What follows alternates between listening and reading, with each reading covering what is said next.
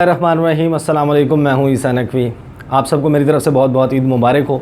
गुज़श्ता video में मैंने आपको बताया था कि मैं एक इंतहाई अहम स्टोरी के हवाले से बात करूंगा, और इस वक्त जब मैं ये वीडियो रिकॉर्ड कर रहा हूं तो ईरान का फ्लोटेला, उसका जो पहला बेड़ा है वो एक शिपमेंट है, बड़ी वेसल जो है वो लेकर कैरेबियन सी के रास्ते ट्रिनिडाड एंड टोबैगो को क्रॉस करने के बाद वेनेज़ुएला की जो कोस्टल ज्यूरिसडिक्शन है, जो उसके पानी की हदूद शुरू होती है, वहाँ पर दाखिल हो गया है। ये मामला क्यों इतना अहम है, इसके ऊपर इस वीडियो में बात करेंगे, और इसके मुज़मरात इस पूरी दुनिया के हवाले से क्या हैं, ऑयल प्राइसेस को किस तरीके से पूरी दुनिया में ये सारी जो डेवलपमेंट है वो चेंज कर सकती है, और क्या मुमासलत मैं अपने तौर पर समझता हूँ कि इस सारे मामले की बलूचिस्तान की सूरत हाल से और दीगर दुनिया की जो बड़ी तनाज़ात हैं उसके साथ क्या मुमासलत है, उसके ऊपर बात करेंगे। उससे पहले एक छोटी सी बात मैंने करनी थी कि जो कश्मीर की सूरत हाल है, आज ईद का दिन, जो मिलिट्री सीज है कश्मीर में, मकबूजा कश्मीर में भारतीय अफवाज ने उसको बढ़ा दिया है। ईद उल फितर की नमाज अदा ना कर सकें, उसकी वजह से एक हैवी डिप्लॉयमेंट की गई थी। एक कंडेमेबल एक्ट है, इसके हवाले से भी बात जो है वो हम सबको करते रहना चाहिए। इसके जो बाद वाली वीडियो है उसमें मुझे आपसे सजेशन चाहिए। दो ऐसे मौज़ूआत मज़ीद हैं। वैसे तो ये है कि मैं दोनों के ऊपर करना चाहूँगा, लेकिन आप मुझे बता दें कि प्रायोरिटी के ऊपर किस इशू के ऊपर होना चाहिए। एक तो आपने सुना होगा कि आजकल ओपन स्काइज ट्रीटी के हवाले से कि अमेरिका जो है वो ओपन स्काइज ट्रीटी से जो हटने की बात कर रहा है कि मैं इस ट्रीटी को छोड़ दूंगा। ये ट्रीटी क्या है, इस सारी डेवलपमेंट के पूरी दुनिया के ऊपर क्या असरात हो सकते हैं, एक तो ये मामला है। दूसरा, सिक्किम का जो बॉर्डर है चाइना और भारत के दरमियान, उसको लेकर भारत और चाइना के दरमियान तनाज़ा बड़ी हद तक बढ़ चुका है। एक फ़िस्ट फाइट, यानी कि बाकायदा धींगा मुश्ती चाइनीज़ और इंडियन सोल्जर्स के दरमियान हुई। इसकी एक वीडियो भी मंजर आम पर आई, जहां पर भारतीय फ़ौजी जो है वो बड़े अजीब व गरीब तरीके से और बहुत ही जिसे कहते हैं कि यानी कि इंसल्टेड फ़ील करते हुए और अपनी फ़ौज के लिए भी एक इंसल्ट का सबब बनते हुए माफ़ी मांग रहा है, चीनी फ़ौज से जान छुड़ाने की कोशिश कर रहा है। ये वीडियो भी वायरल हुई। ये तनाज़ा क्या है, और बावजूद इसके कि चीन और भारत के दरमियान इतने सख्त तनाज़ात मौजूद हैं, तो चाइना और भारत के दरमियान कोऑपरेशन क्या है। ये दो मौज़ूआत हैं, इनमें से आप मुझे प्रायोरिटी पे बता दें। कल मैं किसके हवाले से वीडियो करूं, फिर उसके बाद ज़ाहिर है दूसरी वीडियो इन दोनों मौज़ूआत को जो है वो कवर करूँगा। आते हैं आज की स्टोरी की तरफ, जिसमें मैं आपको बताऊँ कि स्टोरी में आपसे पहले एक्सप्लेन कर देता हूँ इसके पूरी बाकी जो इसके दोनों अवामिल हैं जिनके ऊपर गुफ्तगू करनी है, मैं बाद में करूँगा।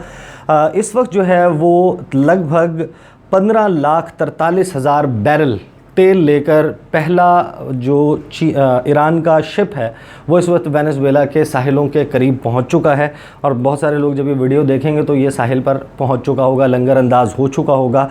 बात इंतहाई इंटरेस्टिंग है कि वेनेज़ुएला दुनिया की ऑयल के हवाले से, तेल के हवाले से, उसके ज़ख़ायर के हवाले से रिचेस्ट, अमीर तरीन ममालिक में से है। साउथ अमेरिका का मुल्क है, और अमेरिका के जो है वो ज़ेर साया, ज़ेर असर जो है वो इलाका है, वहाँ पर मौजूद है। और जिस वक्त ईरानी ये जो फ्लोटेला है ये चला, जब इसने नहर स्वेज़ को क्रॉस किया और कैरेबियन सी में एंटर हुआ, 5 ये बेसिकली जो है वो फ्लोटेला में जहाज़ हैं, उनके ऊपर बड़े बड़े वेसल्स हैं, और तकरीबन तमाम में जो है वो बड़ी मिक़दार में तेल मौजूद है। हैरत की बात यह है कि वेनेज़ुएला वो मुल्क है कि जिसकी अपनी ऑयल प्रोड्यूस करने की capacity millions of barrel per day है। यानी एक ऐसा मुल्क जो कि ख़ुद हर रोज़ की बुनियाद पर लगभग 20 मिलियन बैरल तेल जो है वो प्रोड्यूस करने की सलाहियत रखता है। वो इस वक्त मोहताज हुआ है कि वो ईरान से तेल मंगवाए। इस सारे मामले के बाद जब ईरान ने यह हामी भरी कि वो तेल भेजेंगे, बेसिकली ईरान पे बैक कर रहा था वेनेज़ुएला को, कि जब ईरान के ऊपर अमेरिका ने सैंक्शंस लगाई और उसकी जो तेल प्रोड्यूस करने की सलाहियत है वो बहुत कम होकर रह गई और ईरान को तेल की ज़रूरत थी, तो उस वक्त वेनेज़ुएला था, वेनेज़ुएला के सदर थे निकोलस मैडुरो, जिन्होंने स्टैंड लिया और ईरान की उस मुश्किल वक्त में मदद की। ये पे बैक करने का टाइम था ईरान के लिए कि वो वेनेज़ुएला को पे बैक करता, ये जानते हुए भी कि अब से कुछ माह पहले ही अमेरिका ने इसी बात के ऊपर कि वेनेज़ुएला को तेल की सप्लाई जो रशिया की सबसे बड़ी जाइंट कहा जाता है तेल कंपनी में, रॉसनेफ्ट, उसके ऊपर सैंक्शंस लगाईं और वो सैंक्शंस सिर्फ इस बुनियाद पे लगाईं कि वो रशियन कंपनी रॉसनेफ्ट उस वक्त वेनेजुएला को तेल की सप्लाई कर रही थी। ये सारा मामला है क्या, अमेरिका की ऐसी क्या मुखासमत है वेनेजुएला के साथ, एक छोटा सा मुल्क है वेनेजुएला, उसके साथ ऐसी क्या मुखासमत है। एक बात मैं आपको बताऊं कि आप इंटरनेशनल सिनेरियो पे जो है वो जब देखेंगे कि बहुत सारे जो तनाज़ात हैं अमेरिका के, वो कहीं ना कहीं या तो अमेरिकी फ़ौजी मफाद से जुड़े हुए हैं या फिर अमेरिका के जो पैसों के हवाले से फाइनेंशियल इंटरेस्ट हैं अमेरिका के, उसके साथ जुड़े हुए हैं। ये सारे मसाइल उन इलाकों में क्यों होते हैं जो मादनी वसाइल से माला माल होते हैं, जिनकी स्ट्रेटेजिक और जियो स्ट्रेटेजिक इम्पॉर्टेंस बहुत ज़्यादा होती है, जो उनकी मैप पे एग्जिस्टेंस है, या तो वो बुनियाद बनती है अमेरिका की जानिब से उनमें इन्वॉल्व होने में, और वहाँ पर जो है वो शोरिश भी नज़र आती है। जिस वक्त ये नहर सुएज़ को क्रॉस करने के बाद कैरेबियन सी में ईरानी जहाज़ एंटर हुए, तो उस वक्त अमेरिका ने कहा कि हम सबक सिखाएंगे ईरान को और वेनेजुएला को। मडूरो की रेजीम को सपोर्ट नहीं करता अमेरिका, इसकी एक बाकायदा हिस्ट्री है। वेनेजुएला इतना रिच मुल्क है ऑयल के ज़खायर के हवाले से, और उस मुल्क में बाकायदा एक मुनज़्ज़म तरीके से टेररिज्म के, टेरर फाइनेंसिंग के इल्ज़ामात लगाकर उधर की हुकूमत को कमज़ोर किया जाता है, उधर की अपोजिशन को बाकायदा खड़ा किया जाता है मडूरो की हुकूमत के ख़िलाफ़। और उसके बाद एक मामला इस हद तक बढ़ जाता है कि अब जो वाक़यात, जो प्रोटेस्ट होते हैं वो वायलेंट शिद्दत इख्तियार कर लेते हैं, और जिस वक्त वो पुरतशद्दुद वाक़यात में तब्दील होते हैं तो लगभग 44 के करीब अफराद उनको मार दिया जाता है इन मुज़ाहिरों में। उसके बाद जो इलेक्शन होते हैं, इंतखाबात, उसमें निकोलस मडूरो फिर अक्सरियत के साथ जो है वो मुंतखब हो जाते हैं, लेकिन बहुत कंट्रोवर्शियल इंतखाबात होते हैं। उन इंतखाबात के बाद से और बराक ओबामा के दौर से ही निकोलस मडूरो की हुकूमत के ख़िलाफ़ अमेरिका जो है वो खुलकर मैदान में आ गया था। लेकिन ट्रंप एडमिनिस्ट्रेशन ने गुज़श्ता साल ये तय कर लिया कि अब वेनेजुएला का जीना हराम करना है, नातका बंद करना है। और जिस वक्त ये ईरानियन ऑयल सप्लाई पहुंची तो उस वक्त ईरान, जो अमेरिका है, उसने वाशगाफ अंदाज में ये कहा कि हम इसको सबक सिखाएंगे, रास्ता रोकेंगे। अमेरिका ने अपनी नेवी को, कोस्ट गार्ड्स को अलर्ट किया और साथ ही अपनी फ़िज़ाइया को भी अलर्ट किया कि, और सूरत हाल ऐसी लग रही थी कि हमला भी हो जाएगा। और उसके जवाब में वेनेजुएला ने, निकोलस मडूरो की जो एडमिनिस्ट्रेशन है, उन्होंने अपनी नेवी को और अपनी फ़िज़ाइया को अलर्ट किया और अपनी कोस्ट लाइन के ऊपर एंटी एयरक्राफ्ट गन जो गन्स हैं वो नस्ब की, और ये टेंशन जो है वो बड़ी हद तक अभी भी मौजूद है। पहला शिप जो है वो वेनेजुएला के साहिलों के पास पहुंच चुका है, इसके बाद 4 मज़ीद आने हैं। ये मामला किस तरीके से चलता है ये अभी सामने आना बाकी है। लेकिन जिस वक्त अमेरिका ने ये धमकी दी तो उसके जवाब में मैं आपको बताऊँगा, आपको अंदाज़ा होगा कि किस तरीके से इंटरनेशनल पॉलिटिक्स में और इंटरनेशनल सिनेरियो है उसमें मुख्तलिफ जो ममालिक हैं, मुख्तलिफ रियासतें हैं, वो अपने कार्ड्स किस तरीके से प्ले करती हैं। जिस वक्त ईरान को और वेनेजुएला को ये धमकी दी अमेरिका ने, तो ईरान के सदर हसन रूहानी ने एक बयान दिया और उन्होंने ये कहा कि अगर अमेरिका किसी भी किस्म की कोई कार्रवाई करता है तो हमारे पास ऑप्शंस मौजूद हैं। और ये कहने का मतलब कि हमारे पास ऑप्शंस मौजूद हैं, इसका जवाब देने का साफ मतलब था कि जो बे ऑफ हुर्मुज़ है, हुर्मुज़ जो है वो रास्ता है जहाँ से, जिसको आप कह सकते हैं कि या भी गुज़रगाह तो है, यूएई और ईरान के दरमियान एक पट्टी है जो गुज़रती है, और तकरीबन 20% से ज़ायद जो पूरी दुनिया की ऑयल सप्लाईज़ हैं उसके 20% से ज़ायद सप्लाईज़ जो हैं वो इस रास्ते से गुज़रते हैं। और ईरान के पास जो सबसे बड़ा इस वक्त इंटरनेशनली अपनी बात को मनवाने के लिए कार्ड मौजूद है कि अगर ईरान इस रास्ते को बंद कर दे और ये जितने भी खलीजी ममालिक हैं इनका जो सी बॉर्न ऑयल है वो इस रास्ते से उसकी गुज़रगाह जो है वो बंद हो जाए, गुज़रना बंद हो जाए, तो पूरी दुनिया क्राइसिस का शिकार हो जाए, दुनिया का पहिया रुक जाए अगर ये 20% जो ऑयल है इसकी सप्लाई ईरान रोक दे। जिस वक्त ईरान ने ये बयान दिया उसके बाद ये मेरी अंडरस्टैंडिंग है कि अमेरिका ने एक स्टेप बैक लिया है और इसके हवाले से कोई सख्त कार्रवाई नहीं की। मज़ीद 4 जहाज़ पहुँचते हैं तो उसके बाद अमेरिका इसके ऊपर किस तरीके से रिएक्ट करता है ये देखना बाकी है। लेकिन जो इससे पहले का स्टैंड ऑफ था वो भी मैं आपको थोड़ा सा एक्सप्लेन कर देता हूँ। मैंने अपनी वीडियो में इससे पहले एक्सप्लेन किया था कि ऑयल प्राइसेस की वॉर सऊदी अरेबिया और रशिया के दरमियान क्यों शुरू हुई, इसका पाकिस्तान के लिए क्या मतलब है। इसकी अगर आपने तफसील देखनी है तो वो चैनल के ऊपर वीडियो मौजूद है, उसमें देख सकते हैं। लेकिन रॉसनेफ्ट के ऊपर जो पाबंदी लगाई उसके बाद रशिया ने ओपेक प्लस रशिया का जो मैकेनिज़्म है पूरी दुनिया में ऑयल प्राइसेस को फिक्स करने के हवाले से, ऑयल की प्रोडक्शन उसको तय करने के हवाले से ये तय था कि कोरोना वायरस के बाद पूरी दुनिया में ऑयल की जो डिमांड है उसमें कमी होगी, और इस कमी के हवाले से अगर कीमतों को रोकना है तो कीमतों को जो नीचे जाने से रोकना है, कम होने से रोकना है, तो उसका यही तरीका था कि oil producing nations OPEC plus Russia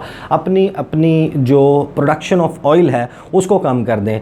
Russia ने इसके ऊपर इनकार कर दिया। रशिया से डिमांड की जा रही थी कि 5 लाख बैरल तक अपनी कैपेसिटी जो है उसको कम कर दे, ज़्यादा ऑयल प्रोड्यूस ना करे। जिस वक्त रॉसनेफ्ट के ऊपर अमेरिका ने सैंक्शंस लगाई वेनेजुएला के हवाले से, तो रशिया ने फ़ैसला किया कि वो अमेरिका की शेल इंडस्ट्री को तबाह करेगा। ऑयल की प्राइसेस इतनी नीचे गिर जाएंगी कि अमेरिकन जो इंडस्ट्री है वो सर्वाइव नहीं कर सकेगी। यही हुआ। उसके जवाब में फिर सऊदी अरब मैदान में कूदा। सऊदी अरब ने कहा कि अगर रशिया अपनी ऑयल की जो प्रोडक्शन है उसको कम नहीं कर रहा तो हम फिर अब बढ़ाएंगे अपनी ऑयल की सप्लाई जो प्रोडक्शन है। इतना तेल से भर देंगे इस दुनिया को कि पूरी दुनिया जो है उसके पास तेल इस वाफिर मकदार में सामने आ जाएगा कि उसकी कीमतें बहुत ही डर्ट चीप हो जाएंगी। और वो हमने देखा कि ऑयल की कीमतें किस हद तक गिरी, और जो गुज़श्ता हमारी तारीख़ है, जो रीसेंट हमारी हिस्ट्री है, उसमें सबसे ज़्यादा ऑयल की जो प्राइसेस गिरी हैं वो इस पिछले 3 माह के अरसे में गिरी हैं। अब ये सारा मामला मैं क्यों बलूचिस्तान के साथ जोड़ता हूँ या कुछ और ऐसे हमें दुनिया में शवाहिद मिलते हैं। देखिए, जो रूट है चाइना पाकिस्तान इकनॉमिक कॉरिडोर का पहला फैक्टर जो है वो ओबॉर है। ओबॉर जो है वो बलूचिस्तान से गुज़रता है, और बलूचिस्तान एक कुदरती जो मादनी वसाइल हैं उनसे भरा हुआ पाकिस्तान का सूबा है, अनटैप्ड है। जो इसके नॉन मिनरल वैल्यू है उसका अंदाज़ा और उसका तखमीना तकरीबन $1 ट्रिलियन लगाया जाता है। यानी पाकिस्तान इस हद तक एक अमीर मुल्क है मादनी वसाइल के हवाले से कि जो इसके अभी तक के डिस्कवर्ड या नोन मिनरल्स हैं, मादनियात हैं बलूचिस्तान के, वो $1 ट्रिलियन हैं। इसका आप अंदाज़ा लगा सकते हैं इस बात से कि पाकिस्तान पर जो कुल कर्ज़ा है, बैरूनी कर्ज़ा, वो $100 अरब के करीब, और 10 गुना ज़खायर तो सिर्फ बलूचिस्तान में मौजूद हैं। तो फिर बलूचिस्तान जो है उसमें जब हम शोरश देखते हैं, उसमें हम जो है वो एक्टिविटीज़ देखते हैं कि वहाँ पर सेपरेटिस्ट मूवमेंट भी चलती है, वहाँ पर रियासत के ख़िलाफ़ सरगर्मियाँ भी होती हैं, वहाँ पर कुलभूषण यादव भी पकड़ा जाता है, वहाँ पर अफ़गानिस्तान से मुसलसल मदाखलत होती है। ऐसे लोग जो अफ़गानिस्तान में बैठे हुए हैं, जो रॉ के एजेंडे के ऊपर, जो NDS के एजेंडे पर काम कर रहे हैं, और कहीं ना कहीं CIA की इन्वॉल्वमेंट भी इसमें हमें नज़र आती है। ये वो लोग हैं जो यूरोप में मौजूद सेफ़ हाउसेस इस्तेमाल करते हैं, पाकिस्तान की रियासती अमलाक को, रियासती इदारों को नुकसान पहुँचाते हैं। ये सिर्फ बलूचिस्तान का मामला नहीं है। आप दुनिया भर में देखें कि अमेरिका जो है वो अपने इंटरेस्ट को किस तरीके से प्रोटेक्ट करता है। अमेरिका की अफ़गानिस्तान में प्रेजेंस हो वो बेमाना नहीं है। वो जिस तरीके से ईरान और रशिया और चाइना, इन 3 ममालिक का नातका बंद करने के लिए और अपना जो सुप्रीमेसी है वर्ल्ड में, दुनिया में एक सुपर पावर के तौर पर, उसको बरकरार रखने के लिए कि ये सारे इक़दाम करता है।